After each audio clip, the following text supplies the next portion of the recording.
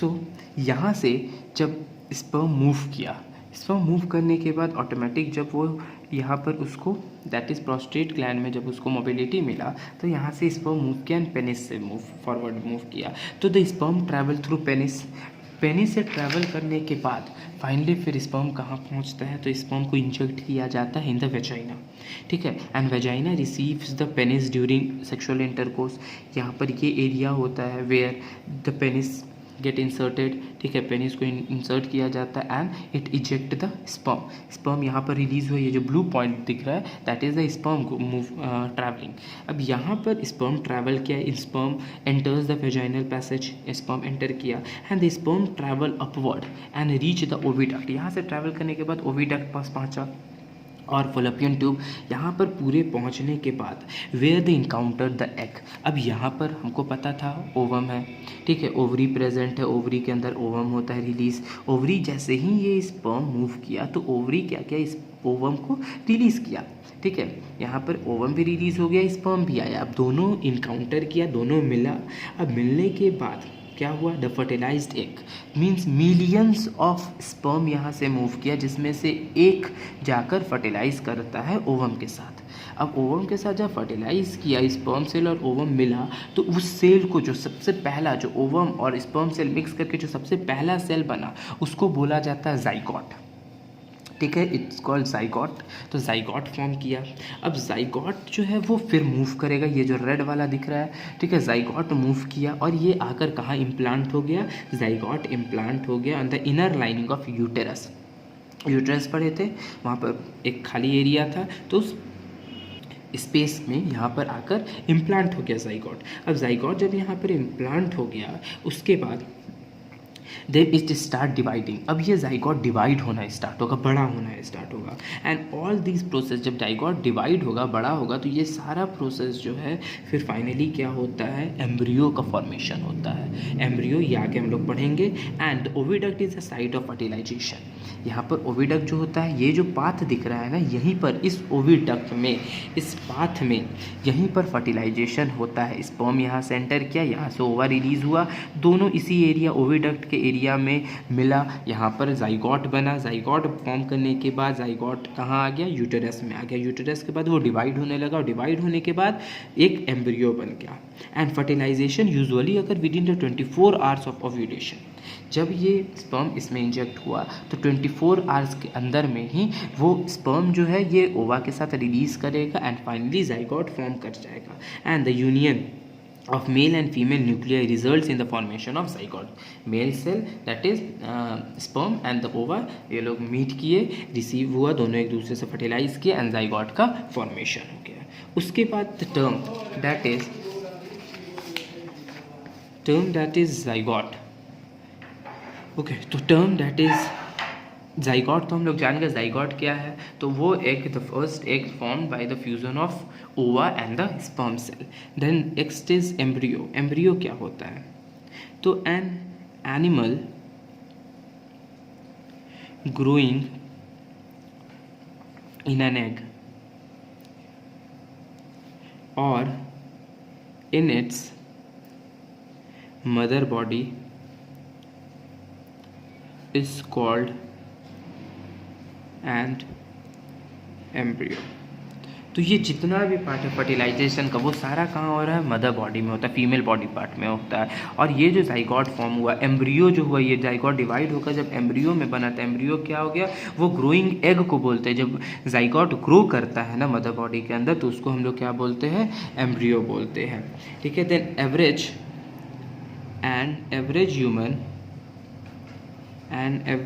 Human embryo is of 3 weeks. Embryo कब बोला जाता है, जब जाइगोट 3 वीक का हो जाता है। जाइगोट जब वेजाइना में, यूटेरस में 3 वीक तक रहता है, तो वो जाइगोट क्या बन जाता है, एम्ब्रियो बन जाता है। Okay, 3 weeks. Then a tiny organism about size of a pea, मटर के शेप का, ठीक है, एक hardly resemble human living. Human being, ठीक है। उसके बाद ह्यूमन बीइंग मीन्स उसमें दिखने लगता है एक मटर के शेप का एक स्मॉल ऑर्गेनिज्म हुआ हो जाता है जिसको हम लोग ह्यूमन बीइंग, एक मीन्स ह्यूमन बीइंग का जो डेवलपमेंट है वो स्टार्ट हो जाता है। तो जो एम्ब्रियो है, ठीक है, ये 3 week after means zygote formation के 3 वीक के बाद होता है। ये पी साइज़ का होता है, ओके। उसके बाद आता है फीटस। एम्ब्रियो जब और टाइम स्पेंड होगा, ठीक है, यूटेरस में, तो वो क्या बन जाएगा, वो फीटस बन जाता है। जब 8 वीक हो जाता है, 8 वीक टाइम हो जाता है तो वो फीटस बन गया। इसमें heart and blood vessels have formed, ठीक है, हार्ट हो जाता है, ब्लड वेसल फॉर्म हो जाता है, बट नो लिम्स, अभी भी लिम्स मतलब हैंड लेग ये सब फॉर्म नहीं करता है। 8 वीक तक का बेबी को हम लोग, 3 वीक के बेबी को हम लोग एम्ब्रियो बोलेंगे, 8 वीक का जब बेबी हो जाए उसको फीटस बोलते हैं, जिसमें हार्ट और ब्लड वेसल ये सब आ जाता है। उसके बाद आता है इन्फेंट। इन्फेंट किसको बोलते हैं, that is the born baby. जब बेबी बॉर्न कर जाता है उसको इन्फेंट बोलते हैं। And it looks like ultimate human being, ठीक है, वो ह्यूमन बीइंग्स की तरह अब देखने लगता है। स्लीप्स, अब वो क्या होता है, रोता भी है, सोता भी है, स्लीप्स a lot and cries when hungry, ठीक है। तो इन्फेंट अब जब उसको सेंसेस होने लगते हैं, वो रोने लगता है, सोने लगता है, तो वो सारा इन्फेंट हो जाता है। जब 8 वीक तक रहे मदर के वोम में, यूटेरस में, तो वो फीटस हो जाएगा, और 3 वीक्स तक रहता है तो वो एम्ब्रियो होता है। अब एक और टर्म आता है, दैट इज़ प्लेसेंटा, ठीक है। तो प्लेसेंटा होता क्या है, प्लेसेंटा, तो प्लेसेंटा जो है ना, वो मेनली होता है, it association between the maternal and the foetus tissue mean for psychological change. तो प्लेसेंटा इज दिस, ये प्लेसेंटा है, ठीक है। अब प्लेसेंटा क्या होता है, ये जो मैटरनल होता है, जो फीटस होता है, फीटस यहाँ पर जो बेबी, ये वेजाइनल पार्ट हो गया, यूट्रस टाइप, ये फीटस हो गया, ठीक है। अब फीटस, अभी हम बताए थे फीटस क्या था, जो 8 वीक का बेबी हो जाए, ठीक है। अब उसमें और ये जो मैटरनल है, इस दोनों पार्ट के बीच में यहाँ पर प्रेजेंट होता है। And uterus form a protective disc tissue called placenta. जो ये यूटेरस है, ठीक है, ये जो है ये यूटेरस है। अब ये यूटेरस क्या करता है, ये यूटेरस जो है ये एक यहाँ पर प्रोटेक्टिव डिस्क टिश्यू बना लेता है, ठीक है। बेबी को चोट ना लगे, शॉक ना लगे, किसी चीज़ का कुछ हो ना, तो ये सारा जो है एक टिश्यू बना लेता, प्रोटेक्टिव डिस्क टाइप बना लेता टिश्यू, जिससे इस बेबी को चोट ना लगे। एंड अब इसका फंक्शन क्या होता है, तो ये प्लेसेंटा जो है ना, यही सारा न्यूट्रिएंट, ऑक्सीजन, वाटर, हार्मोन्स, सारा चीज़ प्रोवाइड करता है। कहाँ से प्रोवाइड करता है, तो मदर से। जो भी मदर खाती हैं वो सारा न्यूट्रिएंट, सारा वाटर, ये सब सारा ये पर्टिकुलर प्लेसेंटा प्रोवाइड करता है। और साथ में transfer waste from embryo in the mother blood. अब जो वेस्ट है वो एम्ब्रियो से, अब ये जो सारे न्यूट्रिएंट है वो प्लेसेंटा के बाद जो एम्बिकल कॉर्ड होता है ना, एम्बिकल कॉर्ड, ये हमारे नेवल से कनेक्टेड होता है, ठीक है। अब नेवल से कनेक्ट होकर सारा न्यूट्रिएंट, वाटर, ये सब सारे हमें उससे एम्ब्रिकल कॉर्ड से मिलता है। प्लेसेंटा प्रोवाइड करता है and it transfer waste from embryo in the mother blood. अब जो वेस्ट है वो जो अभी इट विल ऑल्सो एक्सक्रीट, इसका भी वेस्ट प्रोडक्ट निकलेगा। तो ये सारा वेस्ट प्रोडक्ट जो है ना, ये मदर के ब्लड में मिक्स हो जाता है। And it also produces hormones like oestrogen हो गया, प्रोजेस्टेरॉन हो गया, ठीक है। एंड ओके, सो ये प्लेसेंटा हार्मोन्स भी प्रोड्यूस करता है, that is oestrogen and progesterone. ये नेसेसरी है प्रेगनेंसी को मेंटेन करने के लिए। अगर ये नहीं रिलीज होगा हार्मोन्स, तो प्रेगनेंसी मेंटेन नहीं हो पाएगा, द बेबी कैन डाई। उसके बाद आता है the concept of menstrual cycle, okay. Mensuration होता क्या है, इसका कॉन्सेप्ट क्या है, ये सब सारा हम लोग जानेंगे। तो सबसे पहला जो टर्म होगा, that is what is menstrual cycle, okay। So the menstrual cycle is a series of change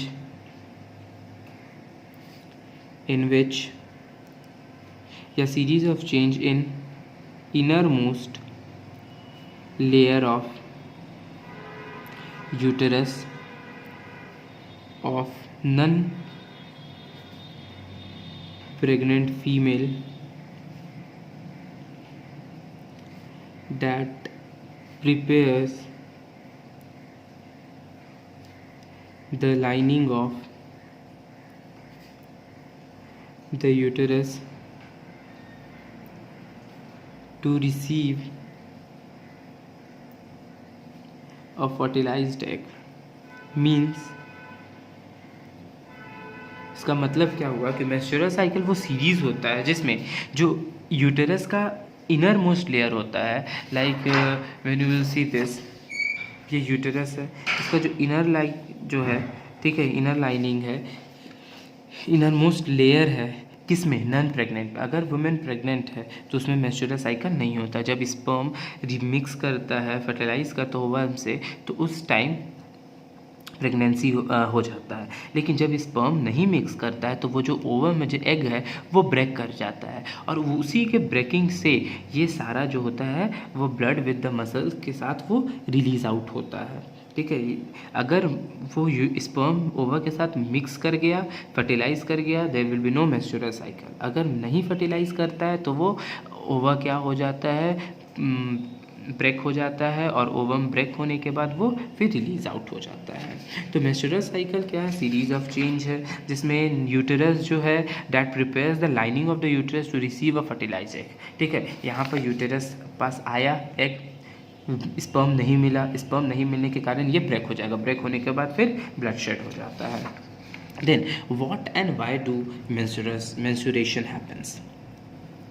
What and why do menstruation happens? क्यों होता है? So in order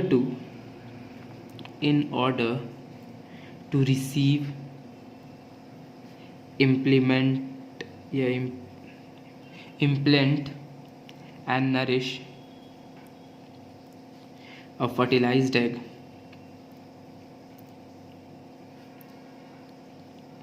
the uterus, under the influence of progesterone hormone, undergo lining changes, merely changes, undergo changes। तो अब क्या होता है? In order to receive implant and nourish a fertilised egg, ठीक है, जो एग है उसको फर्टिलाइजेशन, नरिशमेंट मिलने के लिए यूटेरस जो होता है उसको हार्मोन्स मिलता है, अब फाइनली फिर वो रिलीज कर जाता है, जिसके अंदर चेंजेस होते हैं। जो यूटेरस है ना उसके वॉल में चेंज होता है, like you will be reading further, like changes क्या हो जाता है, चेंजेस कैसा होता है, क्यों होता है? जस्ट टू चेंज उसका यूटेरस का जो वॉल है ना, ये यूटेरस वॉल चेंज होता है, जिसके चलते यहाँ पर ये मेंस्ट्रुअल साइकिल हैपेंस। चेंजेस क्या होता है? द इनर मोस्ट लेयर जो है, inner most layer of uterus thickened and increased blood vessels and mucus, ठीक है, जो यूटेरस का लेयर है वो थिक हो जाता है और ब्लड वेसल और म्यूकस भी बढ़ जाता है, जिसके चलते क्या होगा? If at a certain time fertilisation does not occur, the innermost lining of the uterus shed in form of menstrual flow, okay.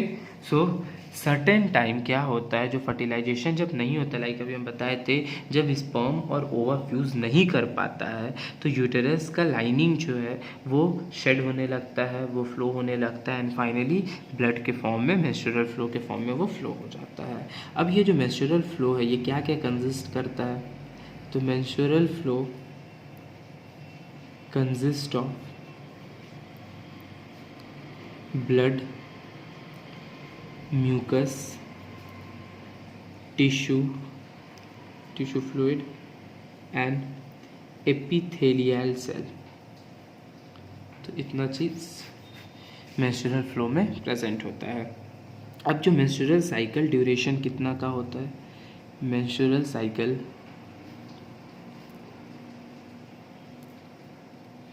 Duration 24 to 35 days, means her 24 to 35 days के बाद मेंस्ट्रुअल साइकिल होता है। अब ये flow कितने दिन का होता है, तो menstrual flow duration is of 2 to 7 days का होता है। ठीक है, हर 24 और 35 डे के बाद मेंस्ट्रुअल साइकिल अकर होता ही है, एंड ये जो फ्लो है वो 2 से 7 डेज का होता है। लाइक अभी फिगर से हम लोग समझेंगे कि फर्स्ट डे, ठीक है, जो 0 डे होता है, लाइक इसमें अगर हम फिगर बनाएं,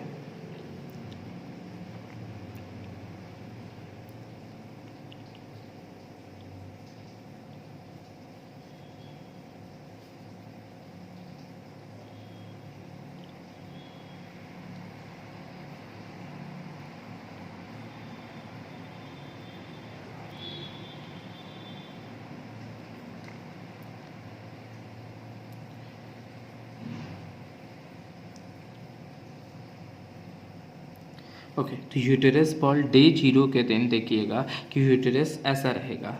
अब दिन जैसे जैसे डे बाय डे ये जो लाइनिंग है ना ये अंदर में थिकन होने लगेगा, ये अंदर का जो लाइनिंग है ना ये थिकन होने लगेगा। थिकन होकर कैसा हो जाएगा, इसके अंदर एक थिकन हो जाएगा, ये लाइनिंग थिक हो जाएगा, और थिक होने के बाद फिर फाइनली आफ्टर 26 डेज ये तब तक यहाँ पर स्टोर होगा, जो ओवम होगा ना वो यहाँ आकर स्टोर होने लगेगा, रिलीज होकर जब इसको मिलेगा नहीं स्पर्म तो ये थिक होने लगेगा। ठीक है, ये जो लाइनिंग है ये थिक होने लगेगा। अब जिसके बाद आफ्टर 26 डे, ठीक है, या फिर 24 डेज, जब 0 डे में क्या था पूरा प्लेन था, आफ्टर सम डेज कुछ दिन के बाद धीरे धीरे ये लाइनिंग थिक होगा, और 26 डे के बाद होगा क्या कि ये अब रिलीज होने लगेगा, ये फ्लो करने लगेगा in the form of menstrual flow, and ये फ्लो हो जाएगा। ये फ्लो किस फॉर्म में होगा, तो सेम वो फिगर बनेगा,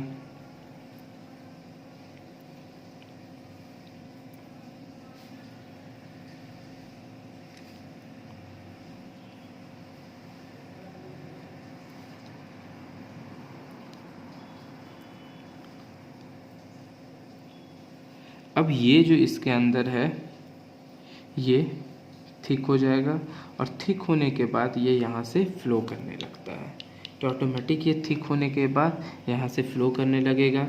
यूटेरस जो है वो शेड होने लगेगा, ठीक है, अपने लाइनिंग को शेड करने लगेगा, और फिर आफ्टर 7 to 8 डेज जब फ्लो सारा ख़त्म हो जाएगा, वो सारा रिलीज़ हो जाएगा, ये फिर से नॉर्मल हो जाएगा। ठीक है, नॉर्मल जो ऐसे था वो फिर से इसी शेप में आ जाएगा, ये नॉर्मल फर्स्ट डे वाला में बिना ये थिक एंड लाइनिंग वाले में नॉर्मल वेजाइना में कन्वर्ट हो जाएगा।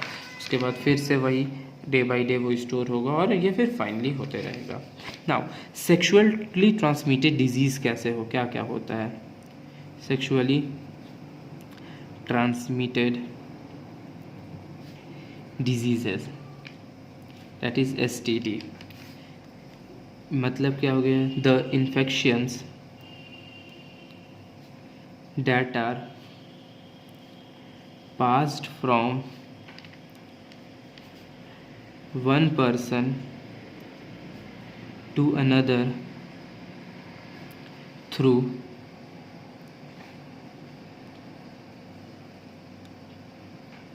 sexual contact। ठीक है, मेनली ये सेक्सुअल कॉन्टैक्ट से ही होता है। Suppose you went for sexual contact, तो अगर वो पर्सन को डिजीज़ होगा तो वो हो सकता है आप में भी आ सकता है। ठीक है, देन इन्फेक्शंस कॉजिंग माइक्रोब्स कौन कौन है? इन्फेक्शन कॉजिंग माइक्रो ऑर्गेनिज्म, कौन कौन माइक्रो ऑर्गेनिज्म जो infection, that is bacteria, parasites and virus. ये तीन मेनली माइक्रो ऑर्गेनिज्म जो है वो सेक्सुअल ट्रांसमिटेड डिजीज़ को होता है। एंड मेनी डिजीज़, और क्या क्या डिजीज़ है, टाइप्स क्या है? मेनी डिफरेंट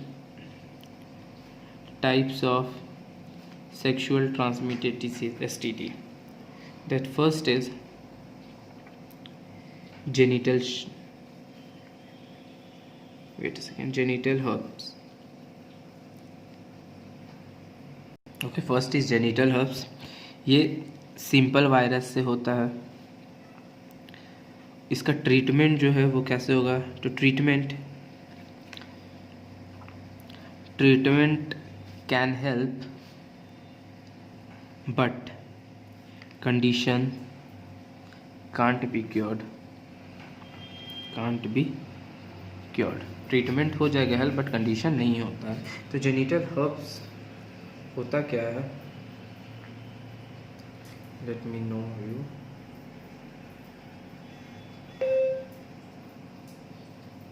ओके, तो जेनिटल हर्ब्स जो है ना, ये सेक्सुअल ट्रांसमिटेड होता है एंड इसमें पेन होता है, जेनिटल एरिया में पेन होगा। ठीक है, सोर्स हो जाएगा, पेन हो जाएगा, and it can be both the male and the female.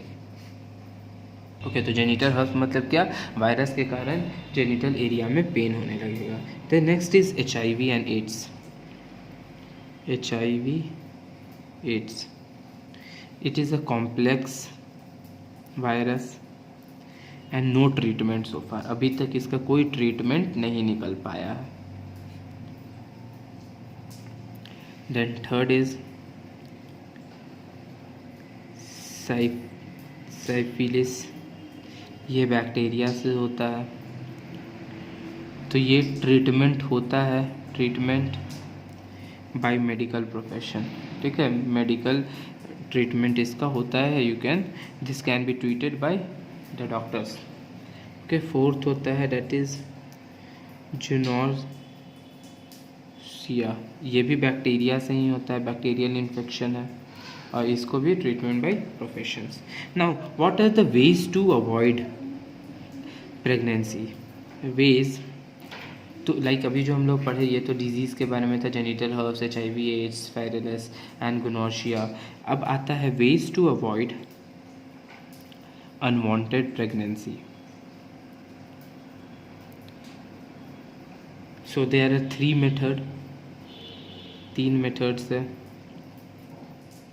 That is first is surgical method, तीनों डिटेल में पढ़ेंगे। Second is mechanical method and third is chemical method, that is by pills, दवा खाकर। So first is by surgical, अगर देखा जाए surgical method.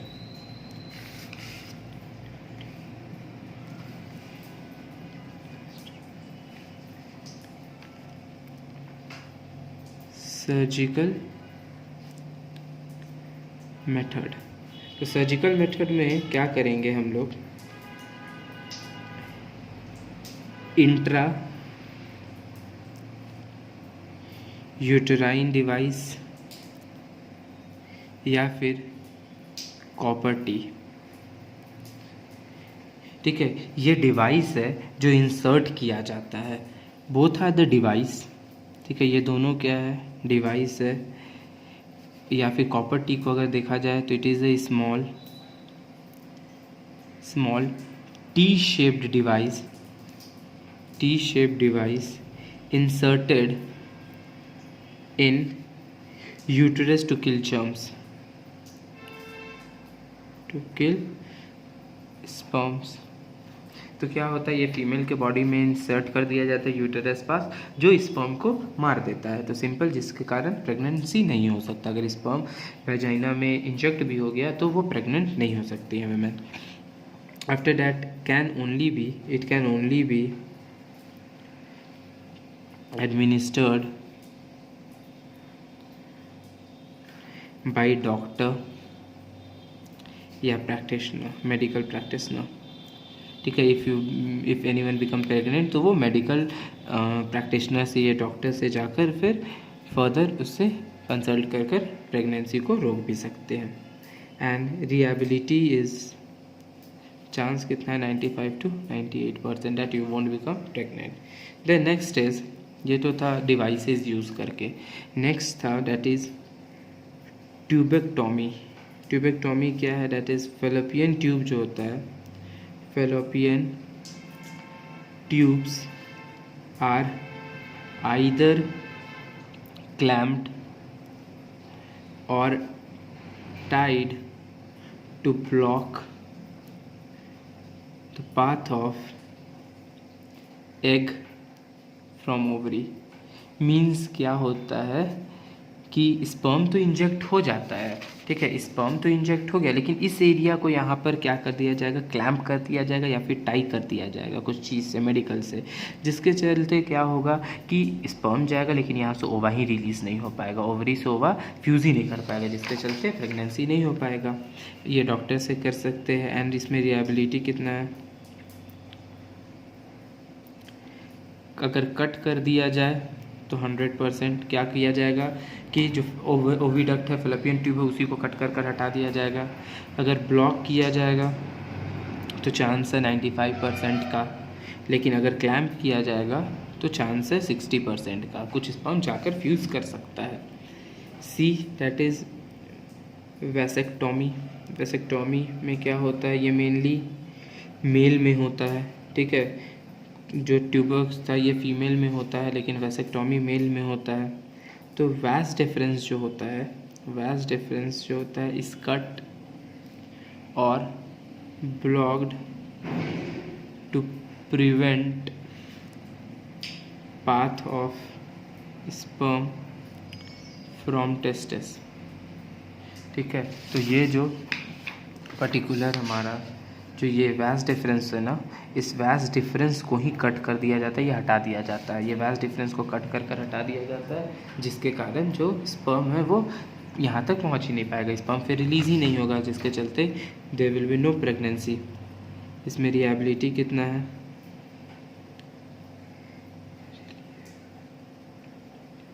Cut अगर कर दिया जाए तो 100%, ब्लॉक किया जाए तो 95%, ओके, और क्लैम्प अगर किया जाए तो 60%, सेम इसमें है। ओके, उसके बाद आता है second, that is mechanical method. Mechanical method में क्या होगा, तो सिंपल, दैट इज़ कॉन्डम या रबर, ठीक है, तो इसका यूज़ किया जा सकता है। तो इसका यूज़ क्या होगा, द रबर, तो जो रबर कवरिंग है, rubber covering worn over the penis during intercourse to block sperm from entering the vaginal passage, from entering vaginal passage। तो होगा क्या कि इस एरिया में from where the sperm is ejected, इस एरिया में क्या होगा, एक रबर वर्क किया जाएगा, जिसके कारण जो स्पर्म रिलीज होगा वो रबर में ही रह जाएगा, वो वेजाइना में एंटर नहीं कर पाएगा। And the last is that is the chemical method. Chemical method क्या हो जाएगा, that is oral pills, medicine से।